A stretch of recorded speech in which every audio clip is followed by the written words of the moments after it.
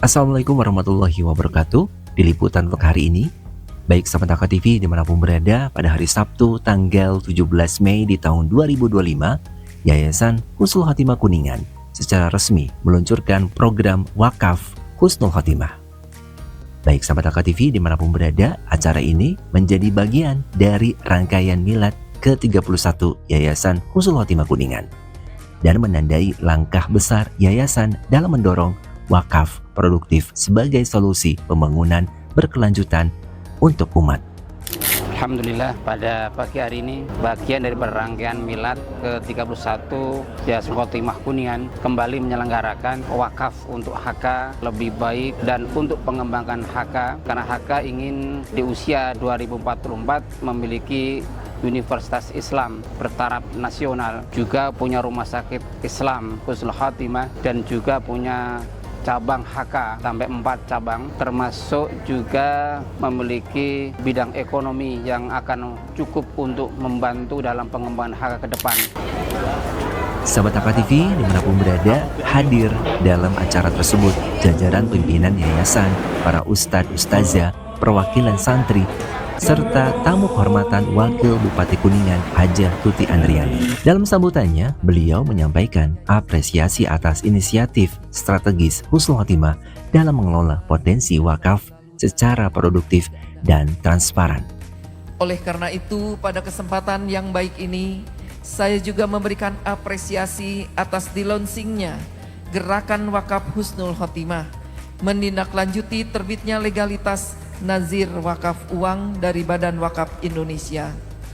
Pada kesempatan ini, dengan ucapan Bismillahirrahmanirrahim, Gerakan Wakaf Husnul Khotimah bersamaan dengan milad ke-31 Yayasan Husnul Khotimah ini saya buka.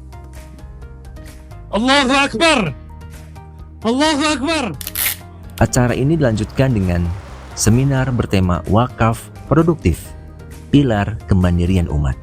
Hadir sebagai narasumber Dr. Oni Sahroni dari Dewan Syariah Nasional MUI dan Ustadz Eko Priyanto dari Wakaf Mulia Institute.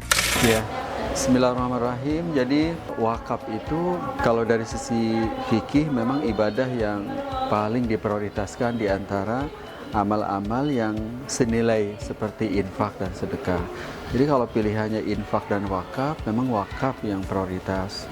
Sebagaimana keteladanan para sahabat ya, sahabat Utsman, sahabat Umar, dan lainnya yang mereka memilih berwakaf untuk aset-aset yang memang terbaik ya, seperti Bairuha. Yang kedua, kenapa diprioritaskan? Karena wakaf ini sejatinya memang menjadi sumber biaya untuk membangun, membiayai infrastruktur.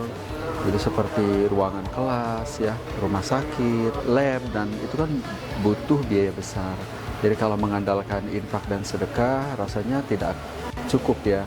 Jadi wakaf ini menjadi satu-satunya salah satu andalan dari sumber donasi. Tadi kembali ke judul besar kita, bagaimana dalam peradaban Islam clear bahwa ini tuh prioritas. Memang ini tuh terbaik.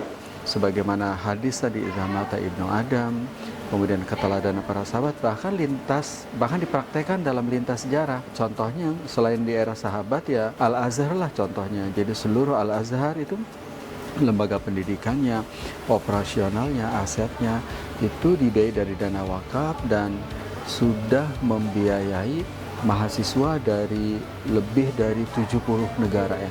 Sebuah aset SDM yang sangat dahsyat ya. Sementara itu ya sahabat Taka TV dimanapun berada, Ustadz Eko menekankan pentingnya profesionalisme dalam pengelolaan wakaf.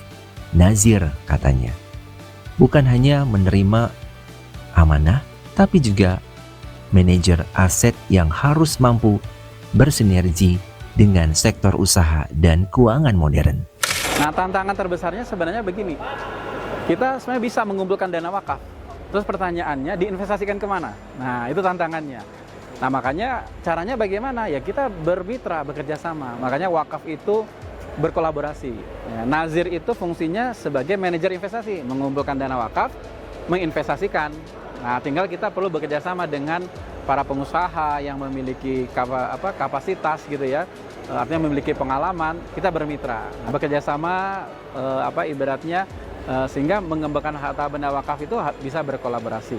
Nah itu tantangannya. Kenapa? Karena kalau nazir kelola sendiri, nazirnya nggak profesional, yang nggak biasanya baca kitab terus suruh bisnis kan, jadi bingung gitu kan. Nah makanya harus kerjasama, ya kolaborasi. Nah gitu kan. Nah insya Allah nanti kalau berkolaborasi itu malah dampaknya akan lebih luas, akan mengembangkan. Kalau di masa kejayaan Islam wakaf itu motor penggerak ekonomi, nah itu fungsinya itu. Jadi akan melahirkan pengembangan usaha-usaha yang bisa berkolaborasi. Nah mungkin itu tantangannya ini masalah bisnisnya gitu ya.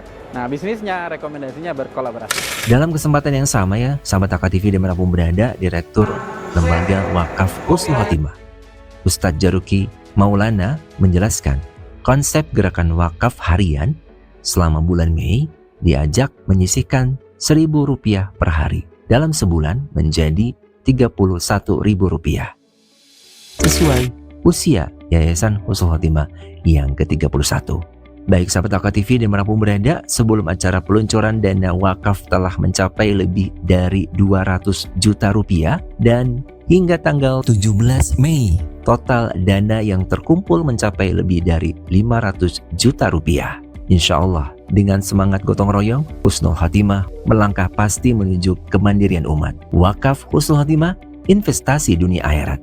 Ahmad Dhani, tim Media HK melaporkan untuk HKTV. Wassalamualaikum warahmatullahi wabarakatuh.